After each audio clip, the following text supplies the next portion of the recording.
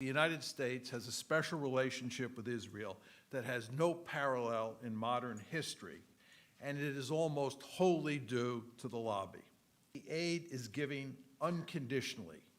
In other words, Israel gets this aid even when it does things that the United States opposes, like building settlements in the West Bank. Only someone who is blind and deaf would not recognize that the United States is deeply committed to defending Israel's behavior at almost every turn. Public support for Israel in the United States has never been particularly strong. One way that the lobby deals with this thin support is to have significant influence both inside the Democratic and Republican parties. There has been a marked erosion in support for Israel within the Democratic Party in recent years, which raises serious questions as to whether the lobby will be able to maintain bipartisan support for the special relationship in the years ahead. Anyone who wants to be a serious player in the making of U.S. foreign policy understands full well that if he or she criticizes Israel, there will be a price to pay.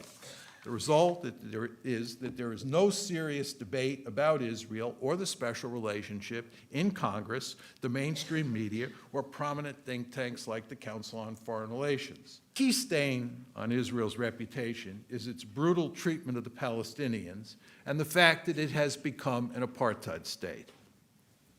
Until recently, Israel and its supporters were able to maintain the fiction that there would eventually be a legitimate Palestinian state living side by side with Israel. But it is now clear that there is virtually no chance that will happen. Bottom line is that the days when Israel was seen as a morally upright David taking on an evil Goliath are over. The damage to Israel's reputation probably started in 1982 when it invaded Lebanon, but it has accelerated at a marked pace over the past decade. Where the lobby almost always wins is on matters relating to the Palestinians and financial support for Israel.